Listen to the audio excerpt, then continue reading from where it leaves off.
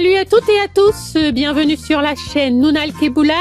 Avant de commencer, nous vous invitons à vous abonner à notre chaîne et à activer les notifications via la petite cloche en bas à droite sous la vidéo, ce qui vous permettra d'être informé des prochaines histoires publiées.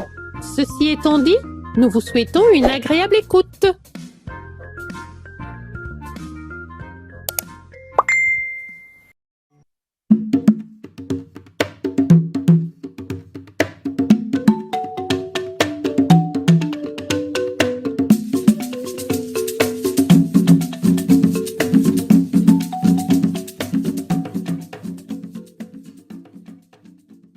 Il était une fois un couple qui, après de longues années de mariage, n'avait réussi à avoir qu'un seul fils.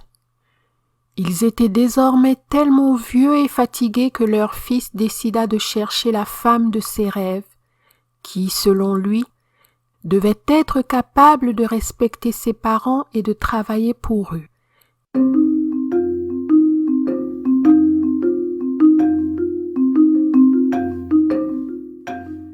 Apparemment, ce type de femme, avec ces qualités-là, serait difficile à trouver dans son propre village, car là-bas, les filles avaient la réputation de ne pas respecter leurs propres parents.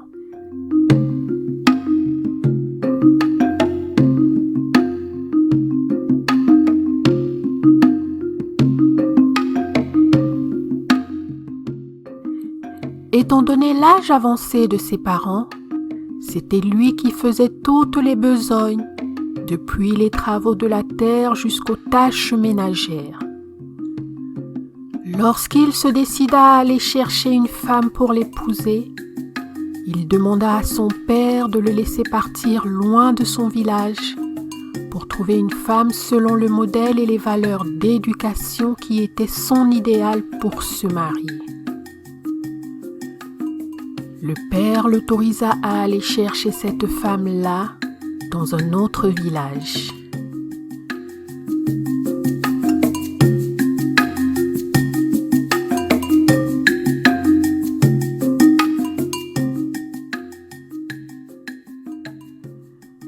Comme il partait pour cette aventure, les parents, comme toujours, lui conseillèrent de ne prendre jamais de la vie une chose qui appartienne à autrui, sans que cela lui soit donné librement et volontiers, quelles que soient les circonstances.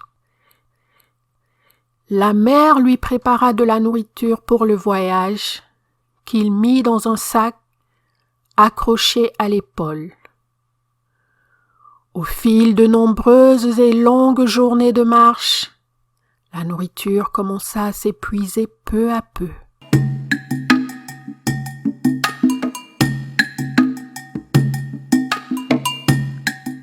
Il traversa de nombreuses plantations d'arbres fruitiers et, malgré les privations et la faim, il résista à la tentation de goûter au moindre fruit.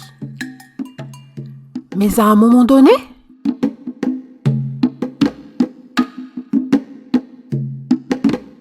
il oublia les conseils de ses parents et par inadvertance saisit une mangue et mordit dedans.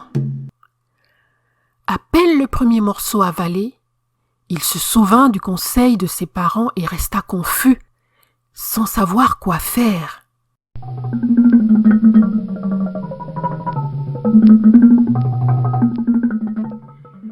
Il décida d'interrompre son voyage, de chercher le propriétaire de la plantation et de lui présenter des excuses pour l'acte qu'il avait commis.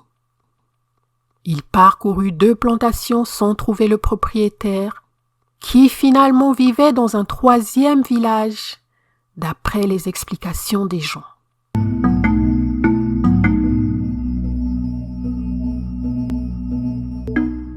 Quand il arriva au village, il se trouva face au propriétaire, qui était d'ailleurs un vieil homme, d'un âge avancé, au teint clair, et qui se reposait assis sur une balançoire de corde. Il salua le vieil homme et lui dit qu'il venait présenter ses excuses pour avoir mangé une mangue de sa plantation sans autorisation. Il lui expliqua qu'il était en voyage à la recherche d'une fille avec laquelle se marier et qu'il avait interrompu son voyage pour lui présenter des excuses à cause de cet incident. Il raconta au vieil homme qu'il avait besoin d'une femme bien élevée, avec de bonnes manières, qui l'aiderait à prendre soin de ses parents de façon digne et respectueuse.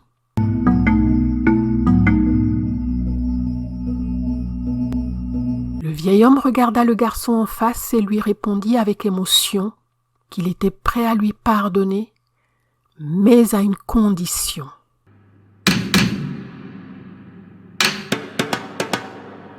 Lui-même était père d'une fille aveugle, muette, sourde, paralytique et lépreuse, ayant l'apparence de l'animal le plus laid et le plus hideux des bois.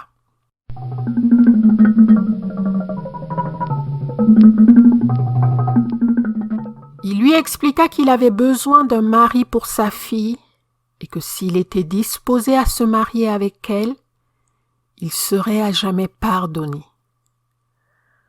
Le garçon fut stupéfait de la demande de l'ancien et lui répondit qu'il avait réellement besoin d'une fille qui l'aiderait dans les tâches ménagères et les soins à ses parents. Mais la fille du vieil homme était tout sauf celle dont il avait besoin et qu'il avait imaginée. Par conséquent, il ne pouvait accepter les conditions proposées par l'ancien. Alors le vieil homme rétorqua en disant qu'il pouvait continuer la recherche de son rêve sans son pardon. Le jeune homme décida de continuer son périple, mais, se souvenant du conseil de ses parents, il se retourna vers l'ancien et lui dit « S'il vous plaît, pardonnez-moi, père, mais ne m'obligez pas à me marier avec votre fille qui ne peut même pas marcher. » L'ancien rétorqua à nouveau qu'il ne lui pardonnait en aucune façon, mais qu'il pouvait partir et poursuivre son voyage à son aise.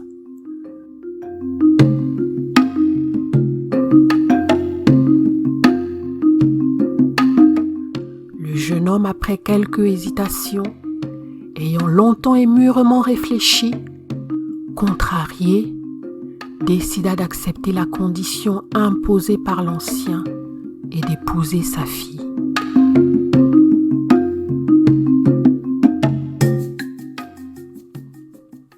Le vieil homme, satisfait d'avoir obtenu son accord, sortit de l'argent et demanda qu'on aille acheter des noix de cola pour sceller le mariage entre sa fille et le jeune homme qui était venu présenter des excuses.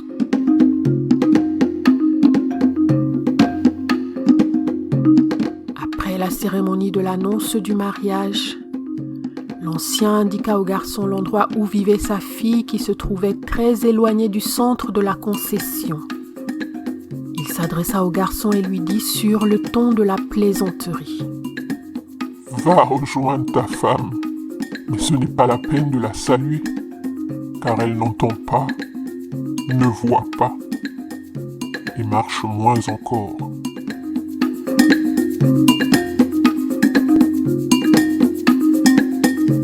Le jeune homme se dirigea vers l'endroit où habitait la femme qui lui avait été donnée en mariage et, arrivé devant la maison, s'annonça poliment en disant à haute voix: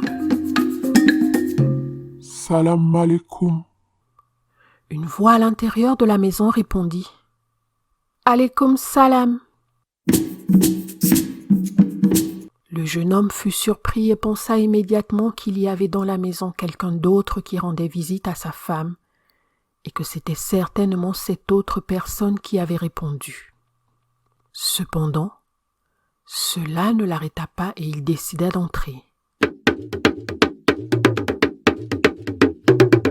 Quelle ne fut pas sa surprise quand il vit devant lui une femme complètement différente de celle qu'on lui avait décrite, et surtout d'une beauté étourdissante.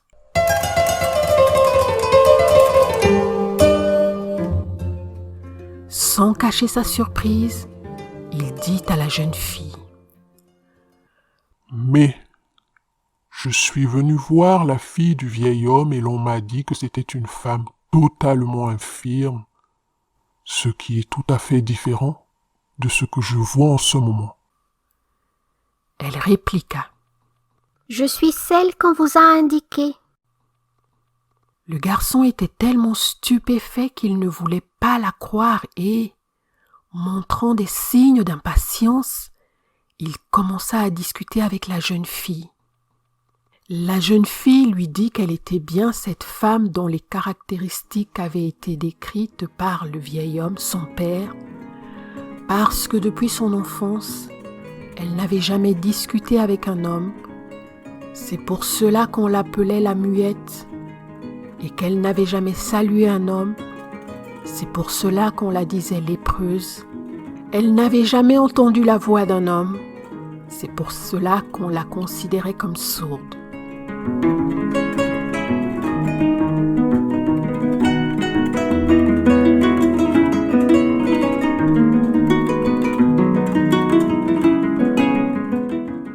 En concluant cette explication convaincante, elle tendit le bras au jeune homme qui le saisit et ils sortirent ensemble.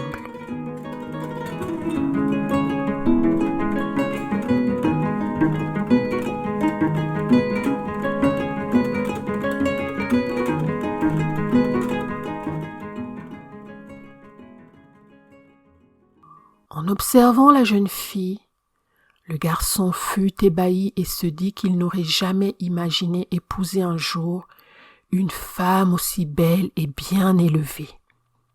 Le jeune homme retourna à la maison du vieil homme et lui dit: « Merci, père. Merci de m'avoir pardonné, de m'avoir donné en mariage la femme de mes rêves. » L'ancien lui dit que la jeune fille était sa fille unique et par conséquent son héritière.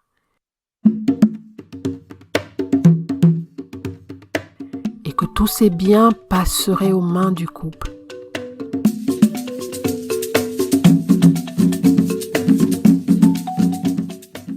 Il demanda aussi au jeune homme d'aller chercher ses parents, afin qu'ils viennent vivre près des plantations pour pouvoir ainsi mieux prendre soin du patrimoine et des autres biens familiaux.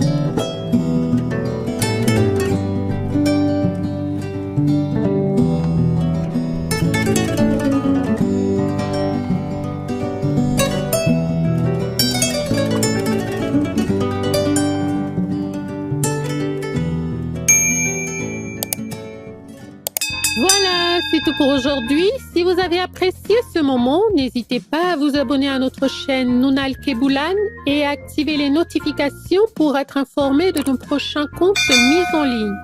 Si vous préférez plutôt nous suivre sur les réseaux sociaux, rendez-vous sous la vidéo et cliquez sur le lien bleu dans le texte de présentation.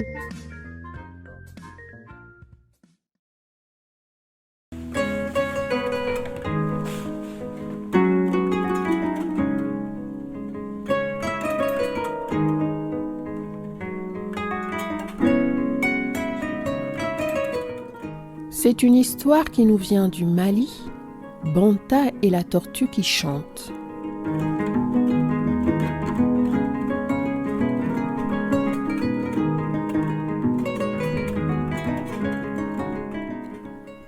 Banta était le chasseur le plus redoutable de la savane. Tout animal qui passait à portée de sa lance pouvait se considérer comme mort, dépouillé et rôti.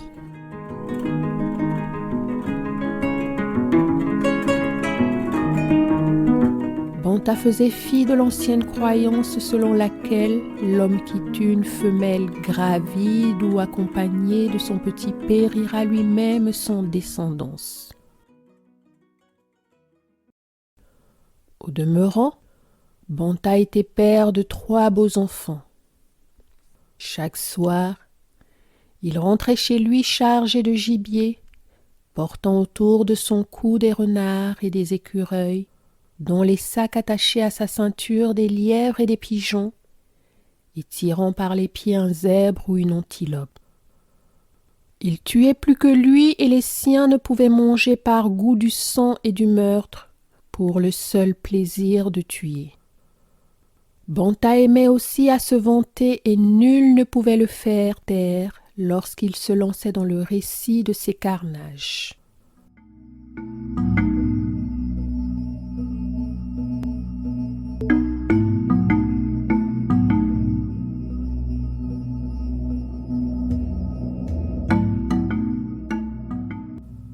Aujourd'hui, les animaux de la brousse se réunissent sous un manguier pour tenir conseil. Il est temps de réagir et de mettre hors d'état de nuire cet exterminateur avant que tous ne succombent, frappés par sa lance ou étranglés par ses collets.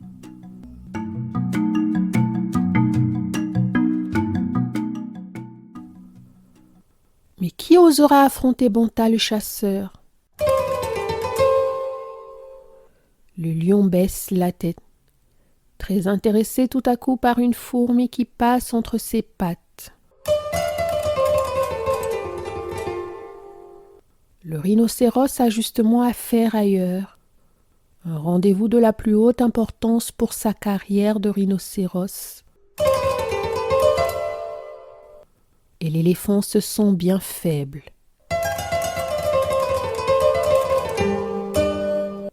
Il n'est pas le seul malade. Moi aussi j'ai dû attraper froid, dit le serpent. Quant au charognard, il aura sans doute mangé de la viande trop fraîche.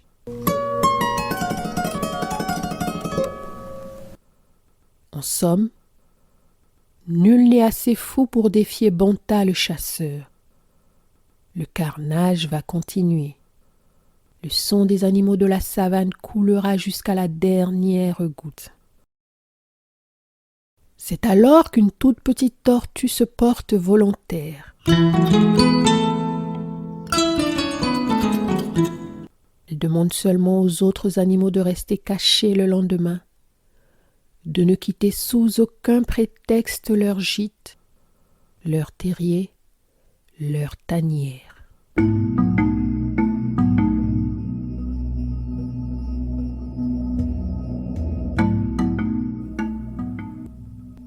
Banta bat les buissons avec un bâton.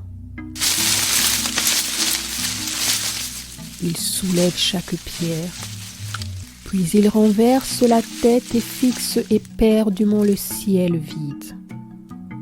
Jamais la savane n'a été si calme.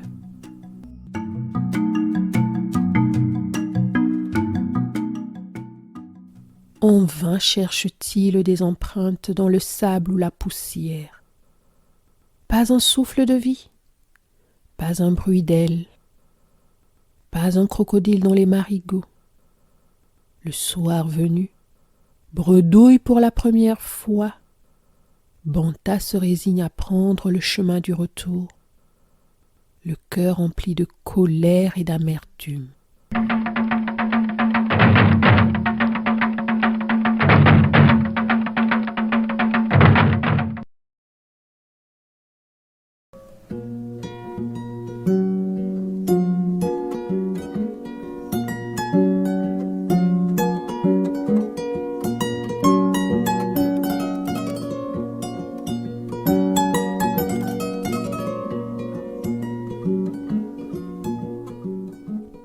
pas rêvé.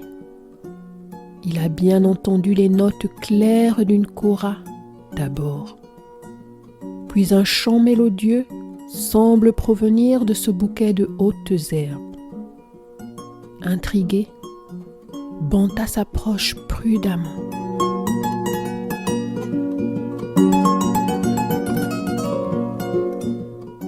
C'est une toute petite tortue qui chante en pinçant avec allégresse les cordes de son instrument. Voilà qui amusera mes enfants Se dit Banda. et fera peut-être oublier l'insuccès de ma chasse. Et il fourre la tortue dans un sac.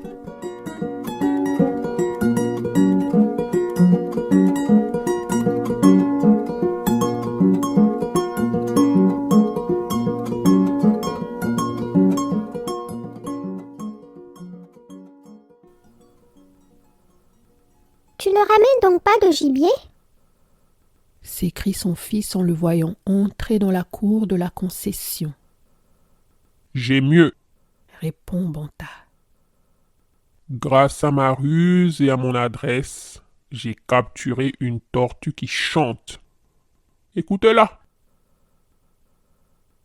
Et devant la famille et les voisins réunis, la tortue docilement se met à jouer de son instrument et à chanter.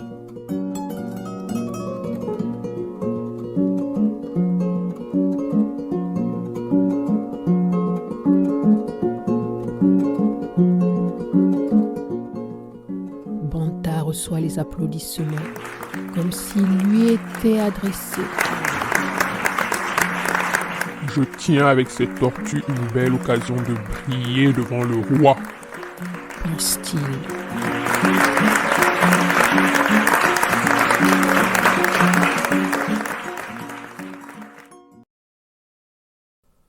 Le lendemain, il se présente au palais et demande audience. J'ai dressé cette petite tortue à chanter pour vous, noble roi. Reviens ce soir, elle chantera devant la cour. Et voici la cour assemblée. Banta tient dans ses mains la tortue prodigieuse. Avec un sourire de triomphe, il l'installe sur un tabouret et pose sa kora devant elle. Vas-y, chante, Mais la tortue reste muette. chante, allez, chante, Mais la tortue reste muette. chante, allez, chante. Mais la tortue lentement rétracte sa tête et ses pattes dans sa carapace.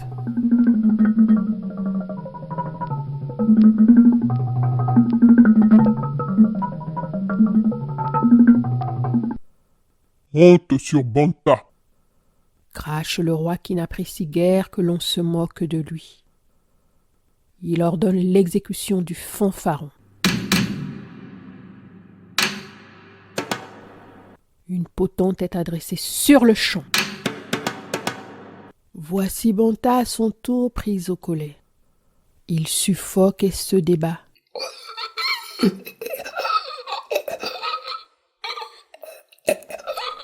Mais inexorablement, il meurt. Et comme une ultime convulsion tord son corps supplicié, dans le silence funèbre, une kora soudain égrène quelques notes cristallines.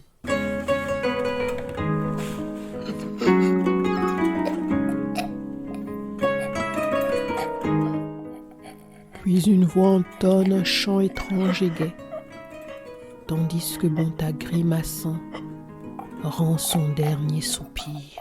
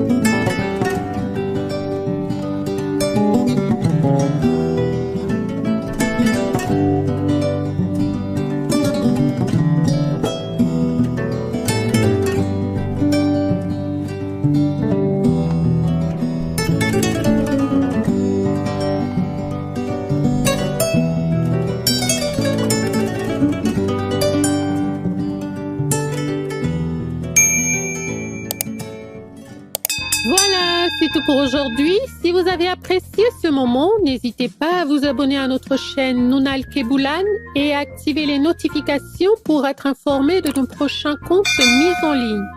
Si vous préférez plutôt nous suivre sur les réseaux sociaux, rendez-vous sous la vidéo et cliquez sur le lien bleu dans le texte de présentation.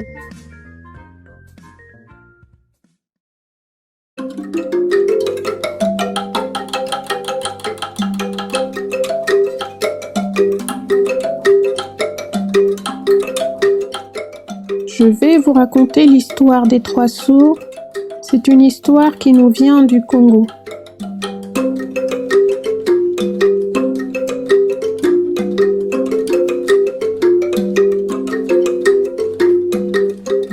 C'est l'histoire d'une femme. Elle était sourde, tellement sourde qu'elle n'entendait rien. Tous les matins, elle portait son enfant sur son dos et se rendait à son champ. Elle avait un immense champ d'arachides. Et un matin qu'elle était là, tranquillement à travailler dans son champ, arrive un monsieur. Un monsieur tellement sourd qu'il n'entendait rien. Et ce monsieur cherchait ses moutons. Écoutez bien. Il s'adressait à la dame. Madame, je cherche mes moutons. Leurs traces m'ont conduit jusqu'à votre champ. Est-ce que vous ne pourriez pas m'aider à les retrouver? D'ailleurs, on les reconnaît bien, mes moutons. Parmi eux, il y a un mouton blessé. Madame, si vous m'aidez à retrouver mes moutons, je vous donnerai ce mouton blessé. Vous pourrez toujours vous en servir. Mais elle, n'ayant rien entendu, rien compris, a pensé que le monsieur lui demandait juste jusqu'où allait son champ. Elle se retourna pour lui dire « Mon champ s'arrête là-bas. » Le monsieur a suivi la direction indiquée par la dame et par un curieux hasard trouva ses moutons en train de brouter tranquillement derrière un buisson.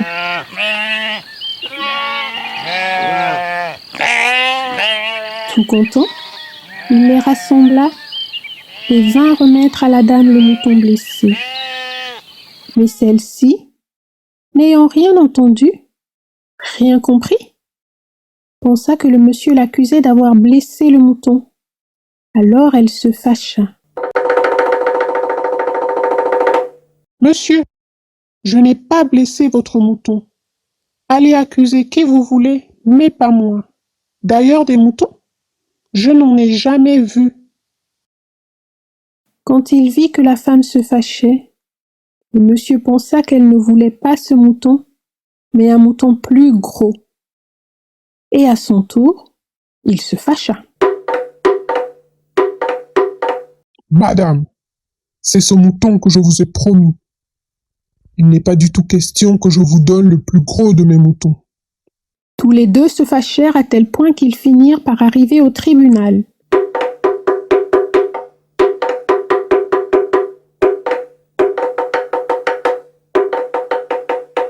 Le tribunal dans cette Afrique d'il y a longtemps se tenait sur la place du village, à l'ombre d'un grand arbre, l'arbre à palabres, le plus souvent un baobab.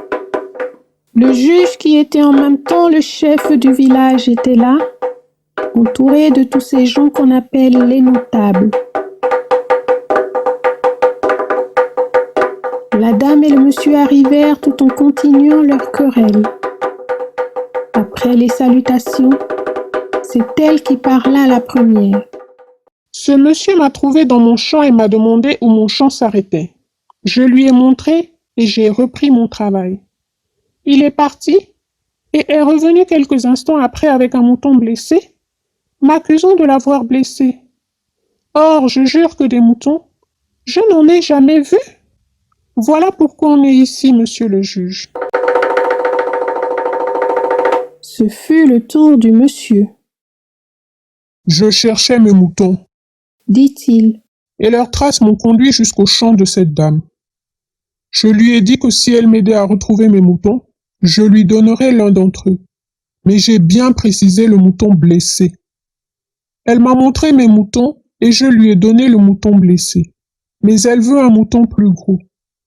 Pensez-vous que je vais lui donner le plus gros de mes moutons à 2 pas de la fête des moutons? Le juge se leva. Il était aussi sourd qu'un pot. Tellement sourd qu'il n'entendait rien. Quand il a vu l'enfant sur le dos de sa mère, il a pensé qu'il ne s'agissait que d'une petite querelle de ménage. Alors, il s'adressa au monsieur. Monsieur, cet enfant est votre enfant. Regardez d'ailleurs comme il vous ressemble. À ce qui me semble, vous êtes un mauvais mari. Et vous, madame, de petits problèmes comme cela, ce n'est pas la peine de venir jusqu'ici les étaler devant tout le monde. Rentrez chez vous. Je souhaite que vous vous réconciliez. Ayant entendu ce jugement, tout le monde éclata de rire. Et le rire contamina le juge, la dame et le monsieur. Que firent-ils? Ils éclatèrent de rire à leur tour, bien que n'ayant rien compris.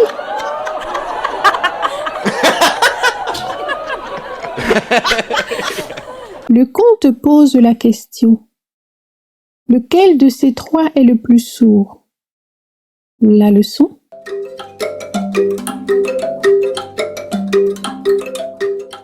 Il vaut mieux ne pas se dépêcher de donner une réponse.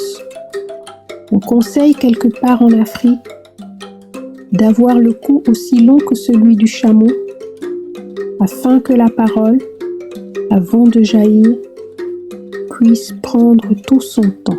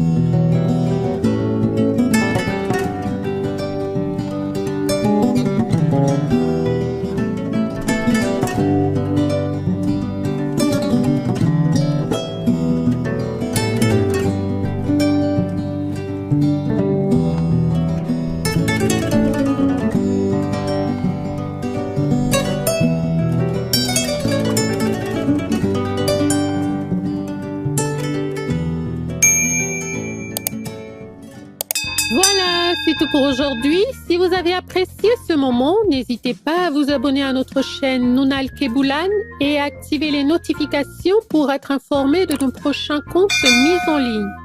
Si vous préférez plutôt nous suivre sur les réseaux sociaux, rendez-vous sous la vidéo et cliquez sur le lien bleu dans le texte de présentation.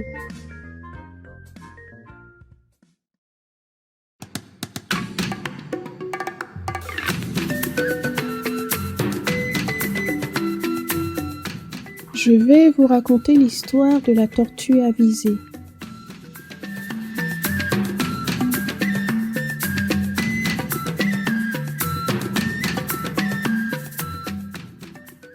Tout le monde sait que les tortues sont extrêmement avisées.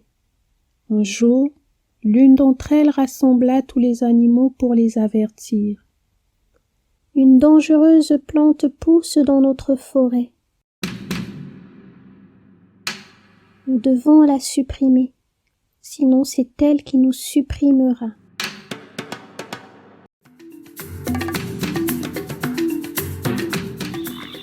La tortue conduisit les animaux à la lisière de la forêt où s'étendaient les champs de chanvre et dit « Voici la plante en question. » Les animaux l'examinèrent et goûtèrent à ses petites feuilles. L'antilope fit la grimace. C'est amer, c'est amer. Je ne vois pas pourquoi je devrais la brouter. Le flamand hochait la tête. Moi non plus. Je ne peux rien faire du chanvre, puisque je vis la plupart du temps dans l'eau. La carpe ne dit rien, mais s'en alla d'un coup de nageoire. Ainsi, le chanvre poussa en toute tranquillité. Un jour, les hommes vinrent, l'arrachèrent et en tressèrent des cordes. Ils les prirent pour bander leurs arcs.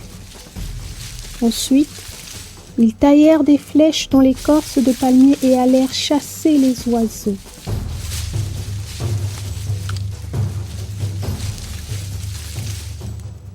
Arrivés au bord de l'eau, ils lancèrent leurs flèches contre une bande de flamands. Les oiseaux s'envolèrent, mais l'un d'entre eux resta sur la rive, mortellement blessé. La tortue s'approcha de lui.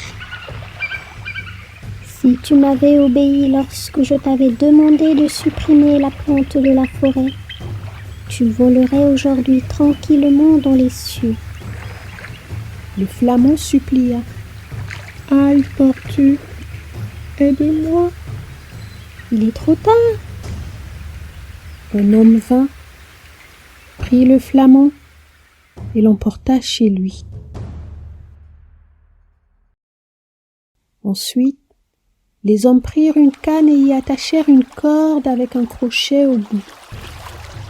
Ils plongèrent l'hameçon dans l'eau et en très peu de temps, une carpe s'agita au bout de la corde. La tortue s'approcha d'elle à la nage. Si tu m'avais écouté, tu nagerais aujourd'hui en toute tranquillité.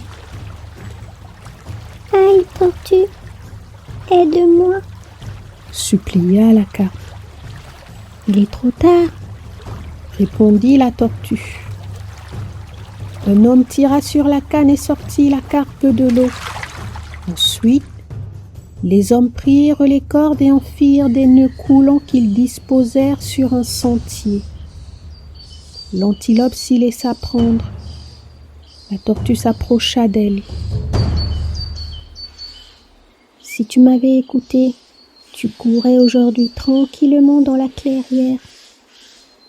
Aïe, tortue, aide-moi, supplia l'antilope. La tortue rongea la corde et libéra l'antilope. Depuis ce jour, elles furent amies.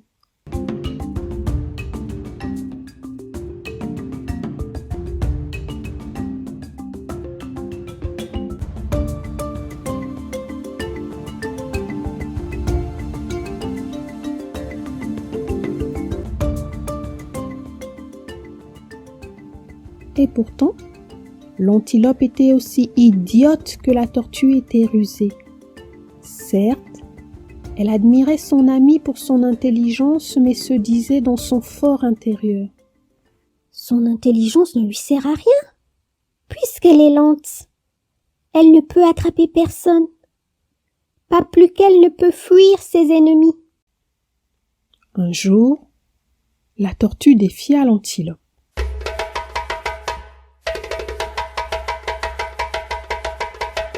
Tu me crois lente, mais je peux te battre à la course quand cela me plaît.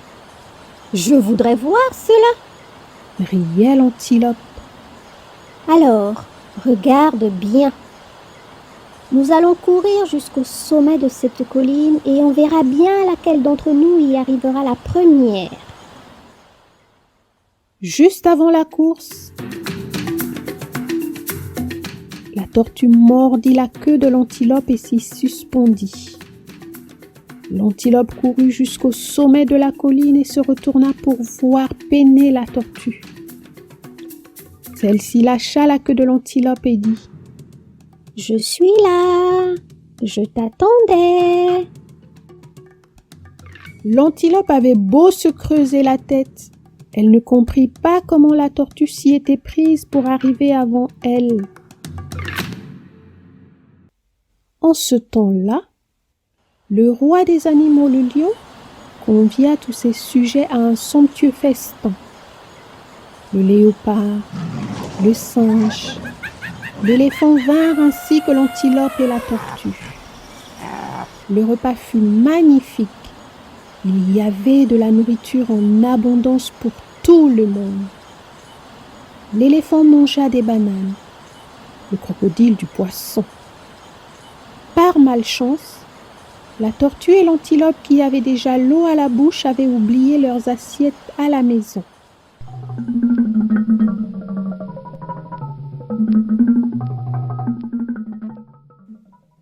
Le lion avait bien demandé aux animaux d'apporter leurs assiettes, mais la stupide antilope n'y avait pas pensé.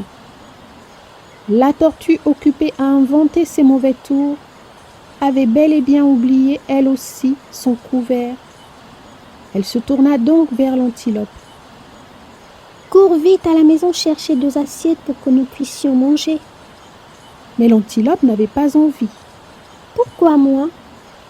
Ne cours-tu pas plus vite que moi? » ?»« Certes, mais tu habites plus près. » L'antilope s'en alla chercher 2 assiettes, mais auparavant, elle cria à la tortue. « Ne mangez pas tout. » La tortue se mit aussitôt en quête d'une assiette.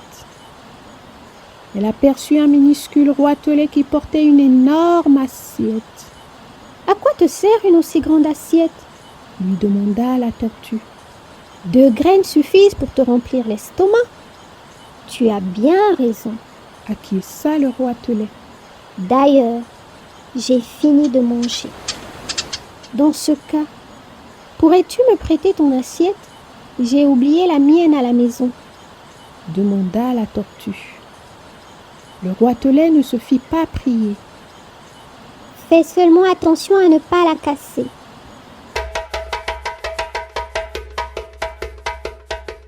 La tortue remplit son assiette et mangea à se faire éclater le ventre.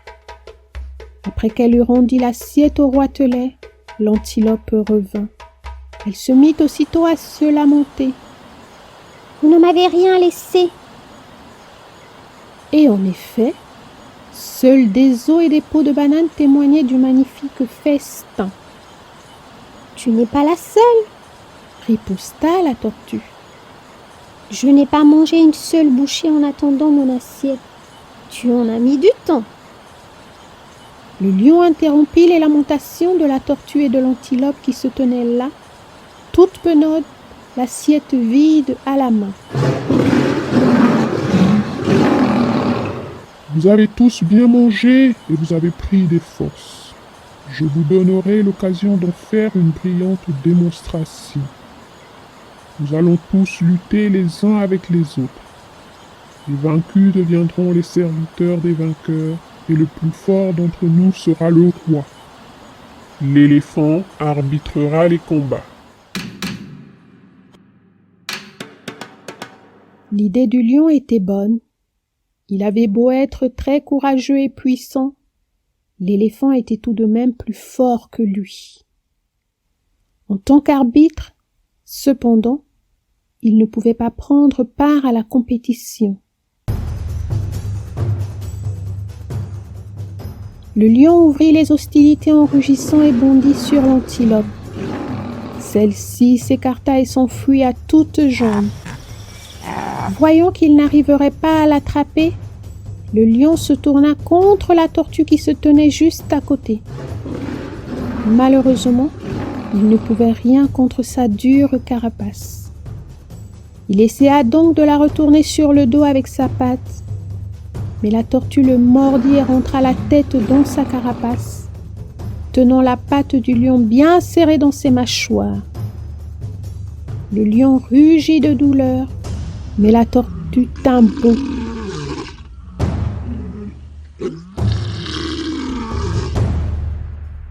L'éléphant dut la déclarer vainqueur de la compétition. Le lion s'en alla, vexé et humilié. La tortue devint la reine des animaux. Lorsque l'antilope revint sur ses pas, la tortue lui dit : « Je t'ai sauvé la vie une seconde fois. Si je n'avais pas tenu la patte du lion, il aurait bien fini par t'attraper. » L'antilope la remercia avec effusion. La tortue ne resta pas longtemps au pouvoir. Les animaux oublièrent rapidement qu'elle avait vaincu le lion et celui-ci récupéra petit à petit tout son prestige.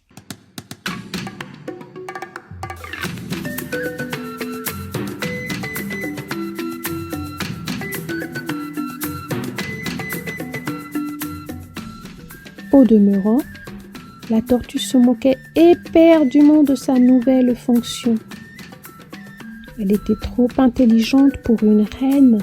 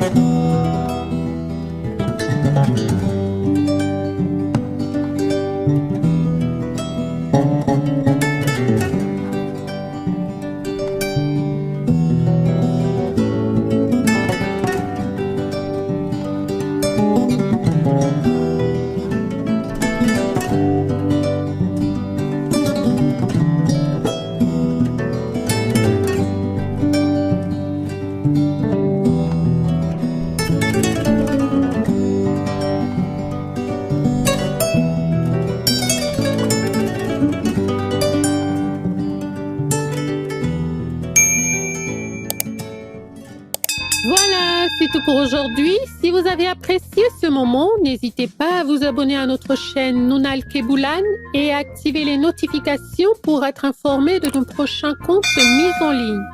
Si vous préférez plutôt nous suivre sur les réseaux sociaux, rendez-vous sous la vidéo et cliquez sur le lien bleu dans le texte de présentation.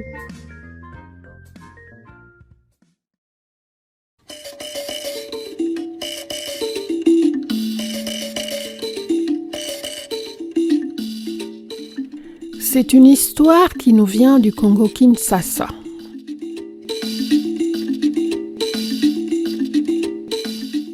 Le crocodile et le singe.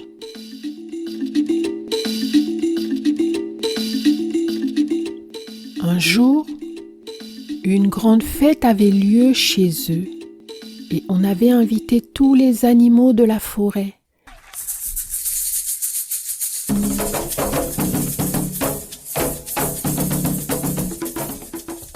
Ceux qui vivent dans l'eau et ceux qui ne vivent pas dans l'eau. Tous étaient venus se rencontrer à cette fête. Leur chef était le léopard et c'est lui qui avait invité tous ces autres animaux-là. Tandis qu'ils mangeaient et buvaient, leur chef le léopard était en train de les observer. Seul, Kaboulou l'antilope naine était absente à cette fête. Pendant ce temps, le chef les observait et continuait à les observer. Constatant que Kaboulou n'était pas là, il se mit en colère. Après, il se tint debout et dit à ceux qui battaient le tambour. « Hé, vous là! Arrêtez d'abord de battre votre tambour et écoutez-moi. » Tous gardèrent le silence et personne ne dit mot. Le chef se mit debout et leur parla ainsi. « C'est moi qui vous ai invités tous à la fête, mais quelqu'un manque.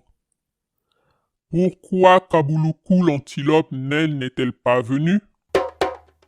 Vous tous avec moi, nous resterons ici jusqu'au jour où Kaboulou viendra. » Après cela, il ordonna à ses sujets. « Arrangez-vous tous derrière moi et que personne ne dise le contraire. » Tous s'exécutèrent. Le premier jour passa, le deuxième aussi. Ils continuaient à danser, mais Kaboulou ne venait toujours pas. Les animaux se fatiguèrent. La nourriture aussi s'épuisa. Au troisième jour, ils eurent tous faim.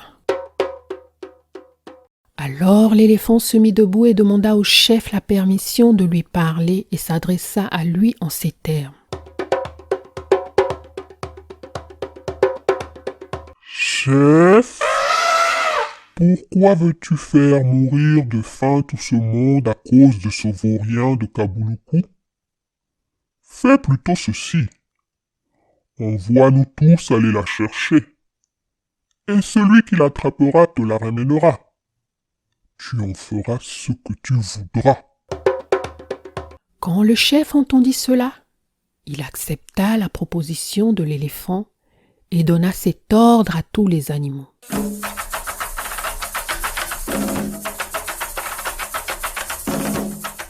Allez-y. Celui qui l'attrapera me l'amène ici et que je la punisse. Tous les animaux se dispersèrent, chacun de son côté.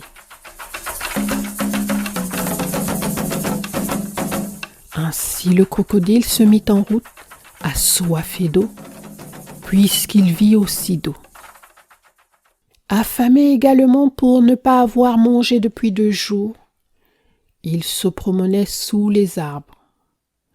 Brusquement, un vent violent qui annonce la pluie se mit à souffler, secouant les arbres, et un arbre tomba sur le crocodile.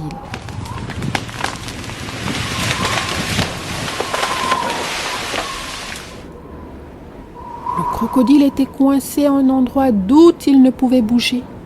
Il garda silence.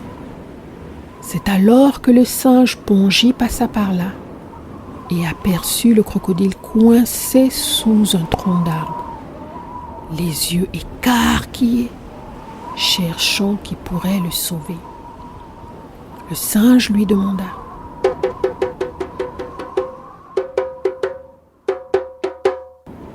Mon vieux, qu'as-tu comme problème? Le crocodile répondit: Un arbre est tombé sur moi. Si tu le relèves, je sortirai d'ici. Le singe, pris de pitié pour son frère, descendit de l'arbre. Le crocodile lui suggéra de passer du côté de sa queue et de soulever l'arbre.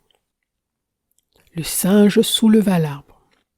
Alors le crocodile, affamé et en colère parce que l'arbre lui était tombé dessus, se dégagea lentement et de ses crocs, il saisit le singe par la patte. Le singe le supplia: Laisse-moi que je m'en aille!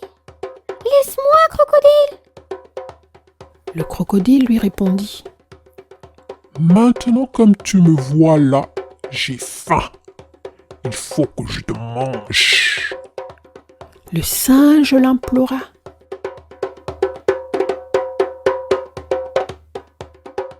Pardonne-moi, laisse-moi partir. Il n'est pas bon de nous tirailler au milieu du chemin. Le crocodile répliqua: Pas question. Je dois absolument te manger. Pendant qu'ils discutaient, l'antilope naine survint et leur demanda: Pourquoi ce désordre entre vous? Au crocodile qui voulait prendre la parole, elle dit de laisser parler d'abord le singe. Et le singe prit la parole.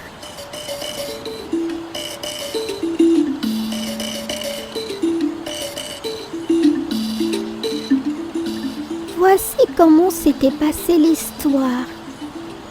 Nous revenions d'une grande fête à laquelle le chef Léopard nous avait tous invités. Ce dernier nous a chargés, chacun de te chercher, de t'arrêter et de te conduire devant lui.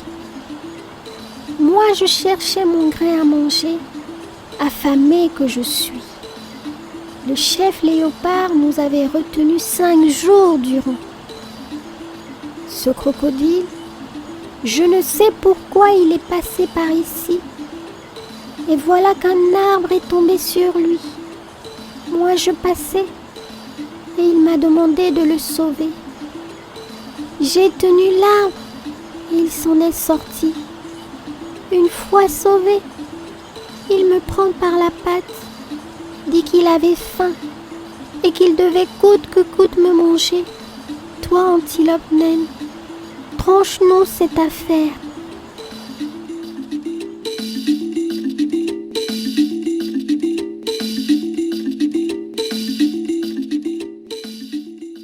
L'antilope naine reprit la parole et dit au crocodile. Toi, crocodile, où le singe t'a-t-il trouvé? Le crocodile répondit. Sous le tronc d'arbre. Elle lui dit encore. Toi, crocodile, rentre à l'endroit où tu te trouvais. Le crocodile rentra sous le tronc d'arbre. Après, l'antilope naine dit au singe. Toi, singe, remets l'arbre tel qu'il était. Le singe prit l'arbre et le remit au-dessus du crocodile. Puis l'antilope naine dit au singe. Toi, singe, va-t'en. En voyant cela, le crocodile se mit à pleurer. Il demanda aux deux de revenir le sauver. L'antilope naine lui tint ces paroles. Tu es bête. Et pour cause, quelqu'un qui te sauve, toi, tu veux encore le dévorer. Sur ces mots, le singe s'en alla. L'antilope naine aussi s'en alla. Le crocodile resta sous l'arbre pleurant. Pas pour longtemps. Quelqu'un passa par là et regarda.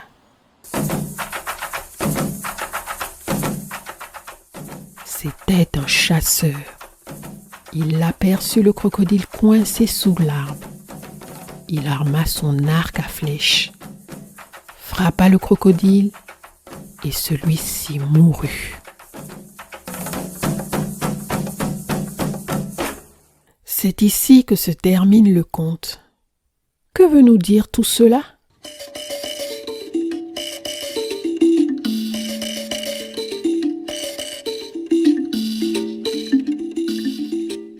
Pour quelqu'un de sage, tout cela est un conte. Les ancêtres nous le racontaient, et nous aussi, nous le racontons à vous, nos enfants. Nos enfants aussi le raconteront à leurs enfants à eux. C'est ainsi.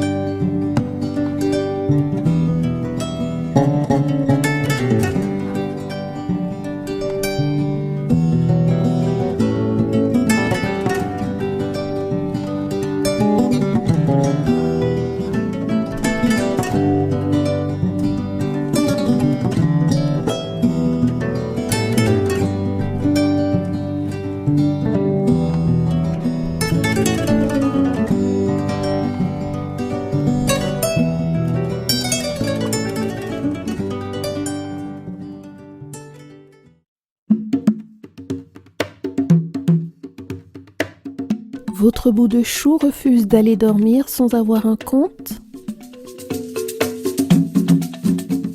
Vous n'avez pas le temps de lui en conter un car épuisé de la journée ? Vous souhaitez qu'il écoute des contes africains en se laissant emporter dans la savane ?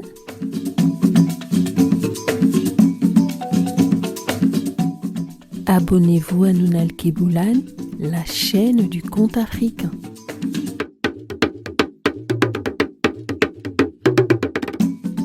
Nounal Keboulan, la chaîne qui berce votre bout de chou au rythme du conte africain.